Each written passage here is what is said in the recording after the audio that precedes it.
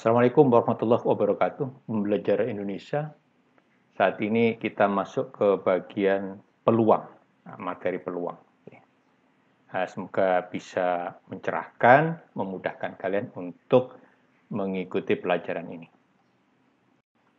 Pada materi peluang ini kita akan jelaskan beberapa istilah. Jadi yang pertama ada istilah percobaan. Di mana percobaan itu kalau di dalam materi peluang itu dimaknai sebagai kegiatan yang menghasilkan beberapa kemungkinan. Nah, misalkan percobaan melempar undi dadu, melempar undi koin, terus misalkan pengambilan bola dari kantong, macam-macam. Itu namanya percobaan. Nah, kemudian ada istilah lain, yaitu ruang sampel. Nah, ruang sampel itu adalah himpunan semua hasil yang mungkin. Semua hasil yang mungkin dari suatu percobaan. Ambillah contoh percobaan melempar undi sebuah dadu. Maka ruang sampelnya itu bisa dinyatakan sebagai himpunan. Berarti himpunannya adalah semua yang mungkin keluar dari percobaan itu. Bisa mata 1, mata 2, mata 3, mata 4, mata 5, mata 6. Nah, ini namanya ruang sampel. Ya, ruang sampel. Oke. Ada istilah yang lain lagi, yaitu kejadian atau event. Nah, di mana titik-titik sampel, ini ruang sampelnya, titik-titik sampel yang dikehendaki dari percobaan itu. Misal, dari percobaan undi sebuah dadu ini, kita menginginkan muncul mata dadu yang bernilai genap. Maka himpunan dari eventnya itu adalah berarti genap. Berarti bisa 2, bisa 4, bisa 6. Maka berdasar dua hal ini ada istilah peluang. Di mana misalkan berapakah peluang muncul mata dadu bernilai genap, maka peluang muncul genap, misalkan genap,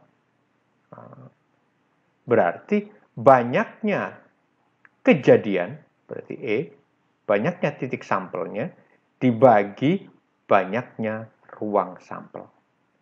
Banyaknya titik sampel ada 3, banyaknya ruang sampel ada 6. Kalau disederhanakan menjadi 1/2. Nah, ini peluangnya kalau sebuah percobaan lempar undi sebuah dadu, kemudian yang diminta adalah mata dadu genap.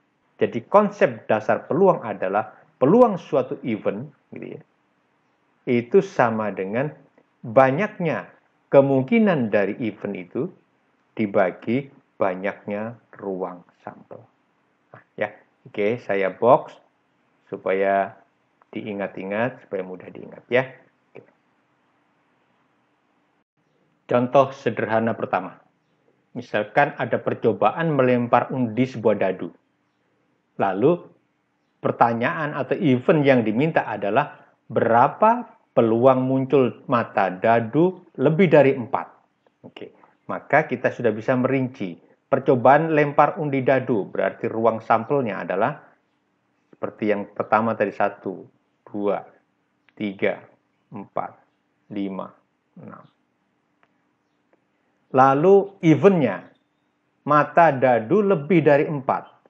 Mata dadu lebih dari 4, berarti 5, 6. Maka peluang muncul mata dadu lebih dari 4 adalah berarti N dari eventnya dibagi N dari ruang sampelnya. Maka ini sama dengan 2/6, disederhanakan berarti 1/3. Untuk contoh berikutnya, misal ini sebuah kartu diambil dari seperangkat kartu bridge. Nah, ini seperangkat kartu bridge. Mungkin beberapa teman ada yang belum tahu kartu bridge seperti apa, gitu ya. Maka saya gambarkan sederhana. Kartu bridge itu permainan kartu yang berisi gambar, ada gambar berbentuk hati, gitu ya. Ada ada yang berbentuk skop gitu ya. Ada yang berbentuk, orang menyebutnya apa ini? Kartu keriting ya. Oke, ini menyebutnya kartu diamond atau wajib. Nah, yang bergambar kartu yang bergambar hati itu sebanyak 13. Oke, 13 kartu. Ini juga 13 kartu. Ini 13 kartu. Ini 13 kartu. Teman-teman sudah bisa melihat berarti total ada 52 kartu. Nah, dari 13 kartu ini masing-masing itu dirinci. Semua keempat kartu ini, 4 kartu ini. Jadi ada satu king, satu kartu king, ada satu kartu queen, ada satu kartu jack, okay, dan ada kartu berbentuk as, gitu ya. Satu kartu as. Nah, kemudian ada kartu berbentuk bilangan 2, 3 sampai 10. Nah, jadi ada 13, 1, 2, 3, 4. Ini ada 9 bilangan, berarti ada 13. Ya, itu masing-masing kartu. Maka lihatlah, berarti dari soal ini kita sudah tahu ruang sampelnya banyaknya adalah 52. Oke, sekarang banyaknya event yang diminta, gitu ya. Event yang diminta adalah kartu king. Berarti sini ada satu kartu king. Di sini ada satu kartu king. Di sini ada satu kartu king. Di sini ada satu kartu king. Berarti event yang diminta sebanyak 4. Ya, kartu king. Maka berapakah peluang terambil kartu king? Berarti peluang dari E itu adalah 4 dari 52 atau 1/13. Berikutnya, sebuah dadu dan uang logam. Ini ada dua objek, gitu ya. Dilempar undi bersama-sama. Berarti percobaannya adalah melempar dadu dan uang logam. Sekarang pertanyaannya adalah berapakah peluang muncul mata genap pada dadu, gitu ya, dan sisi gambar pada uang logam. Nah, jadi yang perlu saya definisikan awal adalah pada uang logam itu ada sisi dominan angka, gitu ya, ada sisi dominan gambar. Kita sebut saja sisi angka, sisi gambar. Maka permasalahan ini kita sudah bisa membuat tabel kontingensinya. Nah, waktu kaidah pencacahan kita sudah bahas itu. Tabel kontingensinya adalah seperti ini. Lihat, ini adalah untuk dadu, untuk dadu. Ini adalah untuk uang logam, uang logam. Lihat, yang diminta adalah mata dadu genap. Oke, berarti ini genap, genap, genap. Kemudian yang diminta adalah sisi gambar pada uang logam. Ini gambar. Maka irisannya itu merupakan perpaduan dari cerita ini. Dan mata genap pada dadu dan sisi gambar pada uang logam. Berarti ini 1, 2, 3. Ini yang dikehendaki. Maka kita sudah bisa memerinci. Berarti NS-nya jelas 12. Oke, ini 6 kali 2. Kemudian NE-nya, event-nya, itu ada 3. Maka peluang muncul mata dadu genap dan sisi gambar, berarti E, itu adalah 3/12. Ya, 3/12. Atau 1/4. Ya. Contoh ini. Sebuah kantung berisi 3 bola hijau dan 4 bola merah. Jadi 3 hijau, 4 merah. Kalau saya gambarkan, ini kantongnya. Berisi 3 bola hijau, 1, 2, 3. Ini hijau. Ya. Hijau. Nah, terus ini merah. 1, 2, 3, 4. Merah. Merah. Nah, akan diambil 2 bola sekaligus. Nah, diambil 2 bola sekaligus. Gitu ya. Diambil 2 bola sekaligus. Sekaligus. Secara acak tentunya. Secara undi. Itu percobaannya. Ya, yang diminta adalah event kedua bola tersebut berwarna hijau. Gitu ya. Kedua bola ini harus berwarna hijau. Oke, nah. Maka lihatlah bahwasanya ruang sampelnya itu adalah, ada berapa bola ini? 1, 2, 3, 4, 5, 6, 7. Ada 7 bola. Karena diambil 2 bola sekaligus, maka pengambilannya terjadi kombinasi. Berarti 7 kombinasi 2. Dari 7 bola diambil secara kombinasi 2. Ya. Nah, mengapa kombinasi? Karena tentu saja bola itu bolak-balik adalah tidak ada urusan urutan. Ya. Maka dia memakai kombinasi. Maka ini sudah bisa dihitung pada saat kaidah penjajahan kemarin. 7 faktorial per 5 faktorial kali 2 faktorial. Oke, berarti ini 7 kali 6 per 2, 21. Ya, oke. Sekarang, eventnya kita lihat adalah terambil 2 bola hijau. Berarti N eventnya itu terambil 2 bola hijau. Bola hijaunya ada 3. Ada 3. Maka banyaknya variasi kalau dia terambil 2, berarti kombinasi 2. Oh, berarti 3 faktorial dibagi 1 faktorial kali 2 faktorial. Oh, berarti 3 per 1 yaitu 3. Maka peluang dari kedua bola tersebut hijau, itu E, gitu ya, maka 3 per 21. 1 per 7. Ya, seperti itu caranya. Bagaimana dengan permasalahan ini? Ada 3 putra, ada 2 putri, duduk berjajar. Terus eventnya adalah yang duduk di pinggir itu putra. Maka kita lihat ruang sampelnya. 3 putra, 2 putri duduk berjajar. Maka abaikan gendernya, berarti 3 sama 2 berarti 5. Berarti kita buat banyaknya ruang sampel. Ruang sampelnya berarti ini adalah masalah filling slot. Oke, kita bisa pakai filling slot. Ya. Nah, 1, 2, 3, 5. Oke, yang berpeluang duduk di sini adalah 5 orang. Setelah 1 orang duduk, tinggal 4.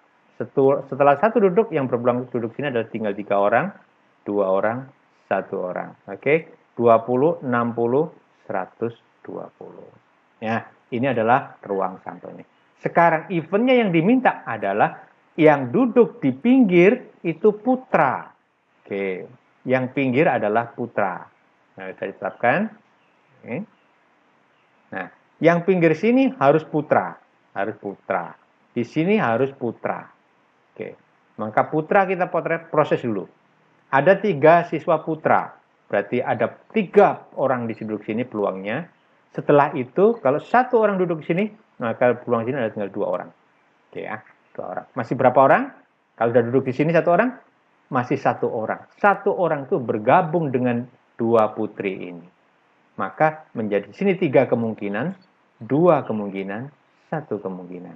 Berarti berapa ini? 9, 18, 36. Maka peluang yang duduk di pinggir itu siswa putra adalah berarti berapa ini? 36 dibagi 120. Berapa ini? Bagi 4 berarti 9 dibagi 4 berarti 30. Sama-sama bagi 3, 3 per 10. Oke ya. Seperti itu. Seperti itu. Membicarakan peluang itu juga tidak terlepas dari membicarakan himpunan. Himpunan ya. Himpunan. Di SMP kalian pernah belajar yang namanya diagram Venn. Ini namanya diagram Venn. Ada himpunan A, ada himpunan B, saling beririsan begini. Oke. Maka kalau orang bertanya, berapakah, bagaimanakah A digabung B? Gitu ya. A digabung B. Oke. Misalkan banyaknya A digabung B. Ya. Maka di SMP sudah dijelaskan, oh ini berarti banyaknya himpunan A, ya, ditambah banyaknya himpunan B, dikurangi banyaknya himpunan A irisan B. Ya misalkan gitu ya. Begini, misalkan gini, yang gemar sepak bola, gitu ya. Misalkan gemar sepak bola, misalkan ada 15 siswa. Yang gemar bulu tangkis, misalkan ada 18 siswa. Nah, sekarang yang gemar keduanya dalam satu kelas itu adalah 10 orang. Pertanyaannya, berapakah siswa di kelas tersebut? Maka ini sebutlah himpunan A. Ya, himpunan A. Ini adalah himpunan B yang suka keduanya berarti A irisan B. Maka lihatlah berarti jumlah siswa dalam ruangan itu berarti banyaknya A atau B, gabungan B, yaitu ya NA ditambah NB dikurangi NA irisan B. Ya, maka ini adalah 15 ditambah 18 dikurangi 10. Nah, berarti ini adalah 15 ditambah 8, berarti jumlah siswa di kelas itu adalah 23. Gitu ya. Bukan serta-merta langsung ditambahkan, oh 33, tidak. Karena ada yang suka kedua-duanya. Nah, konsep formula ini nanti sangat kita perlukan. Sangat kita perlukan. Ya, misalkan ada contoh begini. Dari seperangkat kartu bridge, diambil sebuah kartu secara acak. Berapakah peluang terambil kartu king atau kartu merah? Oke, lihat seluruh kartu ada berapa? 52. Oke, banyaknya kartu king ada 4. Oke, banyaknya kartu merah ada 26. Tadi sudah saya jelaskan tentang jenis kartu ya. Nah, maka banyaknya king atau merah, gitu ya. Berarti banyaknya king, gitu ya, ditambah banyaknya merah dikurangi banyaknya king sekaligus merah. Nah, sekarang banyaknya king sekaligus merah. Kartu king yang berwarna merah itu ada 2, yaitu dari yang kartu hati sama kartu diamond. Nah, maka king atau merah berarti berjumlah berapa ini? Banyak kartu king ada 4, merah ada 26, yang king sekaligus merah ada 2. Berarti ini adalah 28. Maka peluang terambilnya king atau merah, nah, berarti 28 dari seluruh titik sampelnya, ruang sampelnya. 52 sama-sama dibagi 4. Bagi 4 ini 7, dibagi 4 ini 13. Oke, berarti peluangnya adalah 7/13. Sekarang kita bicarakan kejadian saling lepas. Maka kita tahu bahwasanya 2 himpunan tadi ada formula bahwasanya banyaknya A union B, gabungan B, itu sama dengan banyaknya A, gitu ya, ditambah banyaknya B, dikurangi banyaknya A irisan B. Nah, sekarang apabila irisan A dan B ini tidak ada atau 0, kondisi diagram Venn-nya seperti ini, maka kejadian A dan kejadian B namanya saling lepas. Gitu ya. Maka otomatis kalau 2 kejadian saling lepas, banyaknya A digabung B, itu ya tinggal N dari A ditambah N dari B.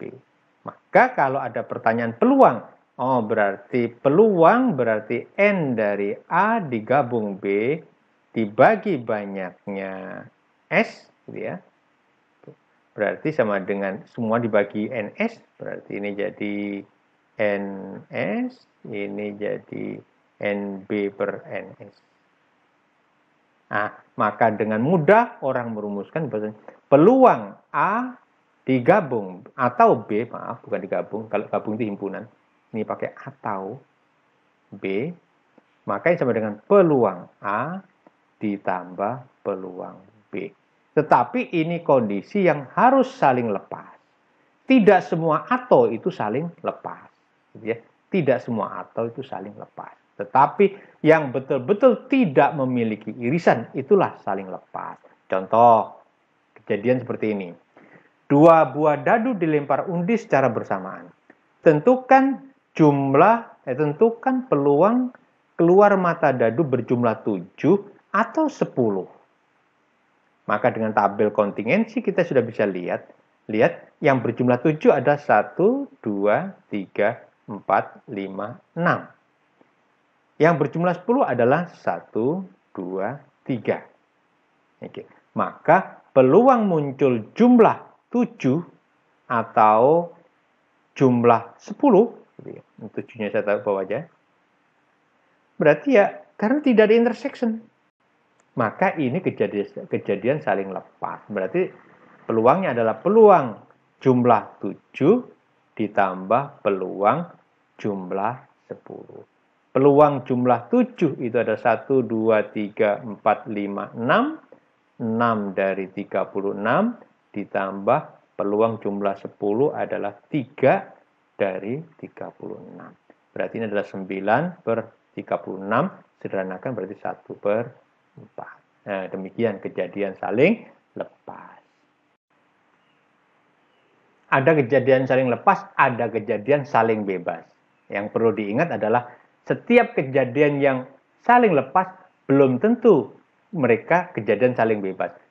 Setiap kejadian yang bukan saling lepas bukan berarti kejadian itu saling bebas. Jadi sesuatu yang berbeda, ya, sesuatu yang berbeda. Jadi bukan bolak-baliknya ya. Maka lihat definisinya.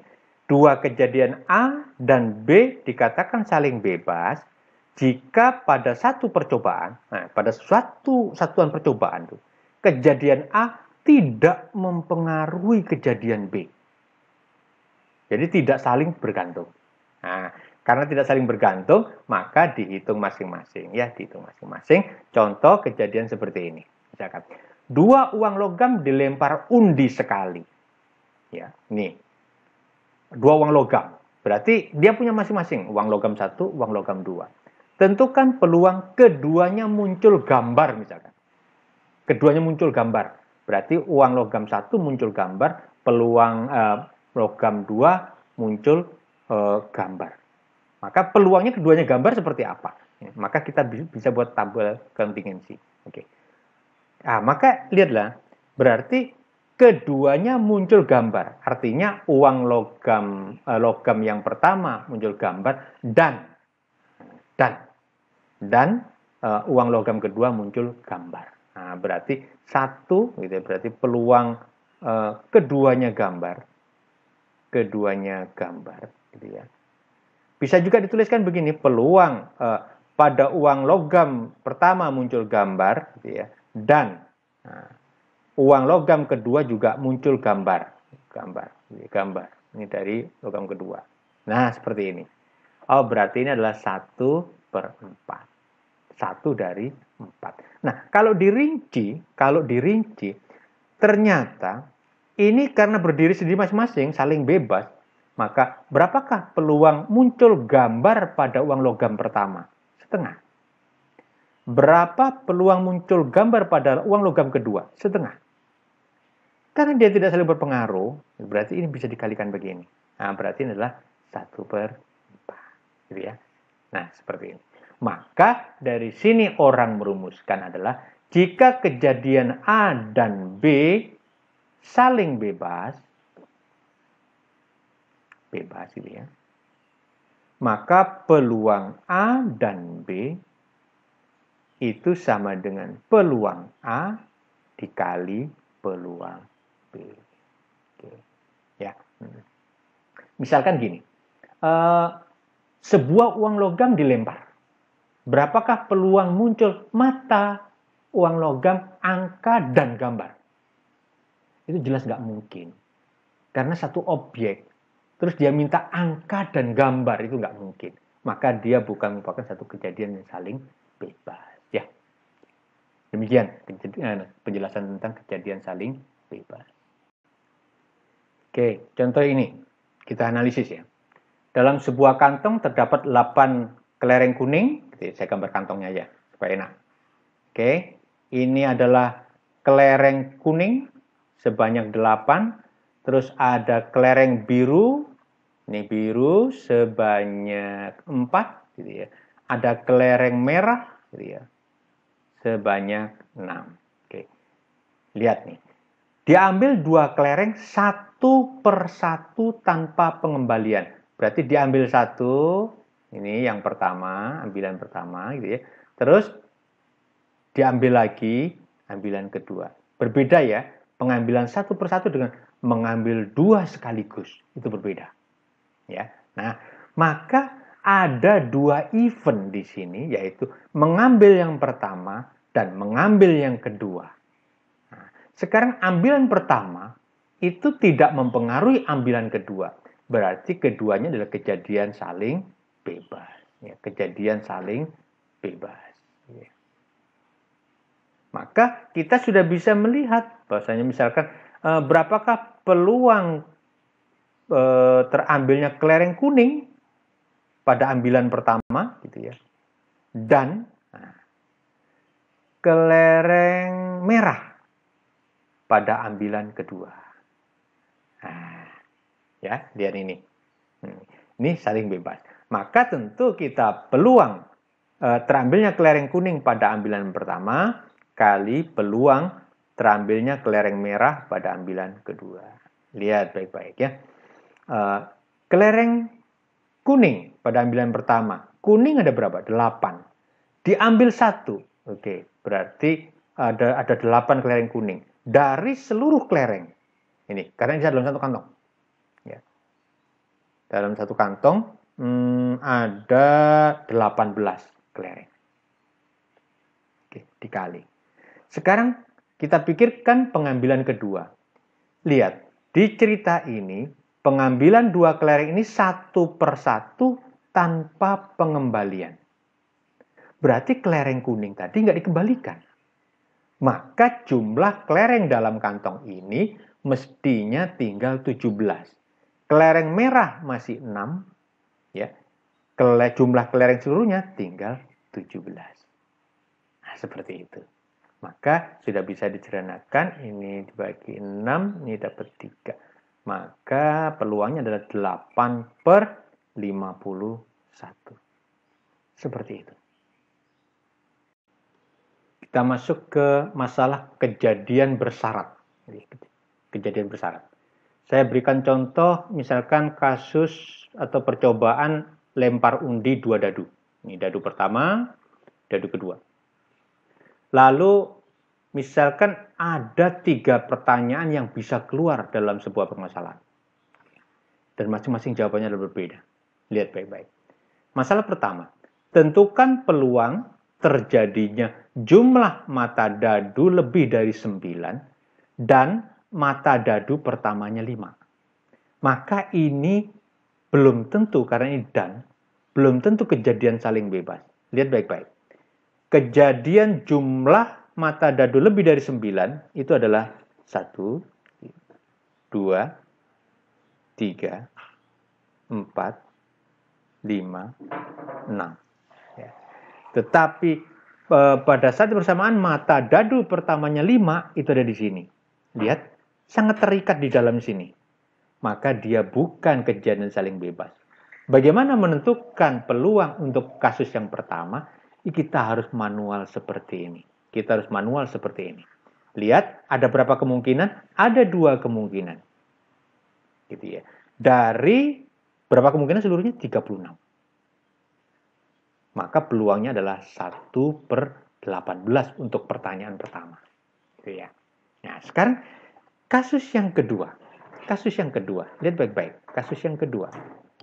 Ini saya hapus tulis poinnya. Kasus yang kedua adalah peluang terjadinya jumlah mata dadu lebih dari 9 dengan syarat. Nah, ini dengan syarat mata dadu pertama harus 5. Nah, oke, lihat baik-baik.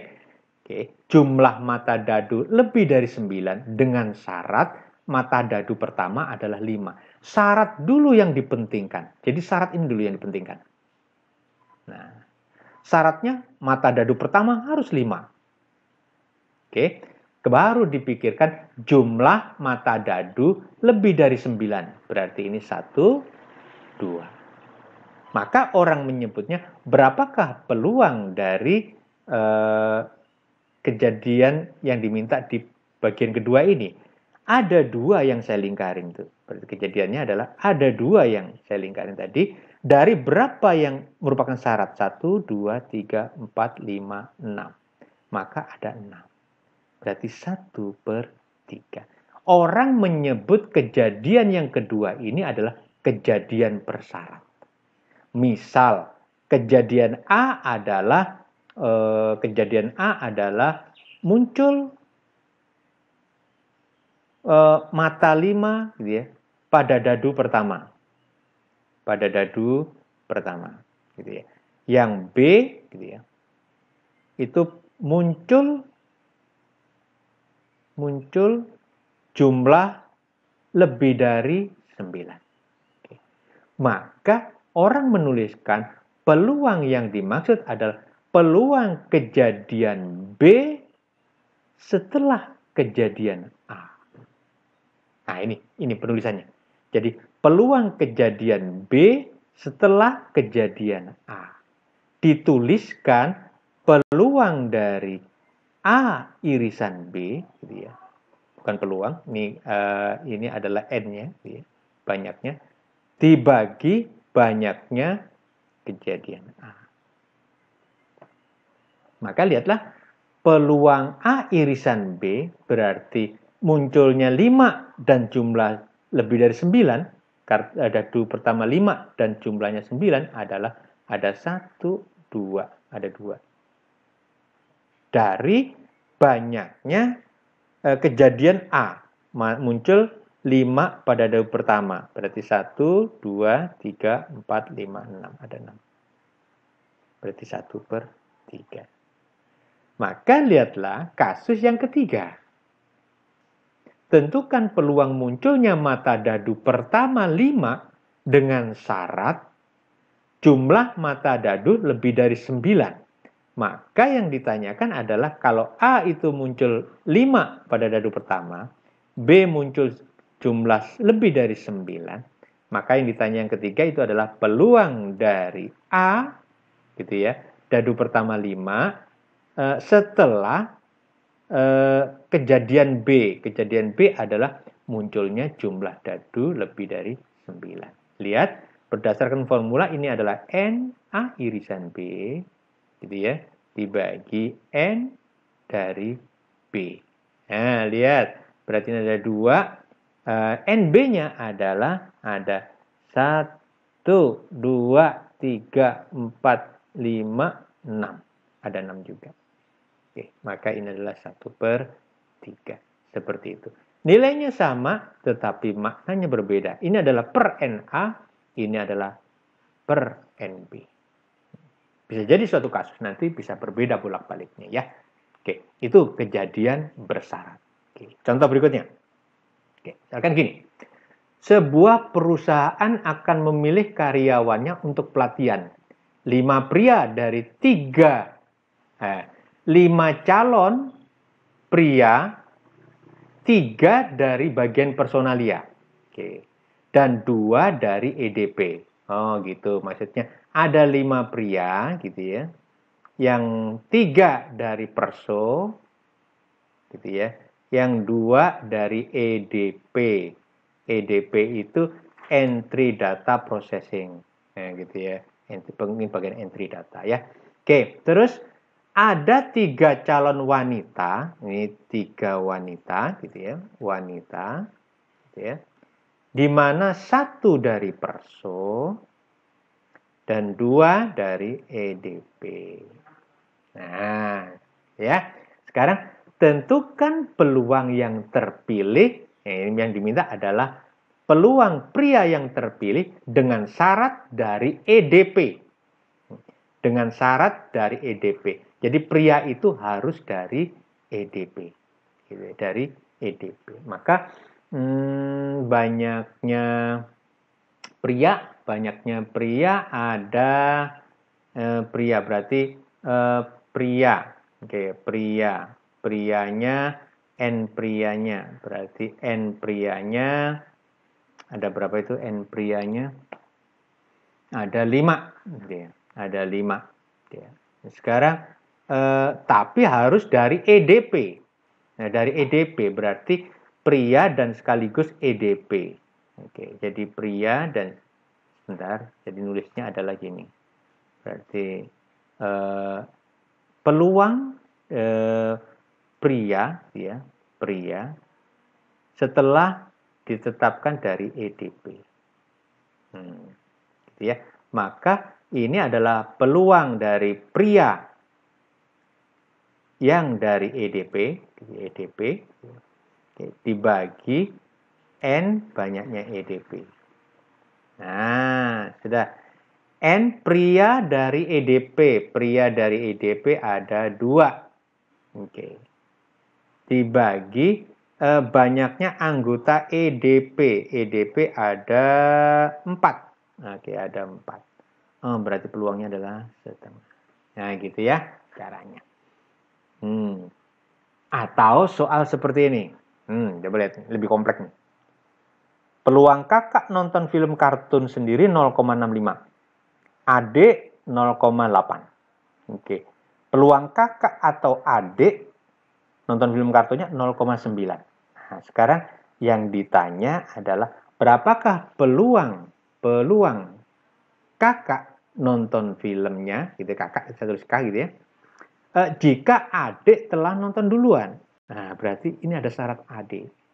Maka lihatlah, berarti ini adalah peluang kakak dan adik tadi rumusnya dibagi peluang dari adik.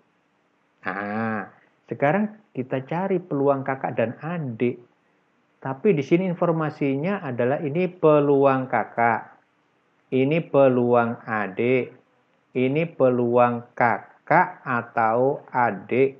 Nah, kita bisa mencari dannya dengan rumus himpunan tadi.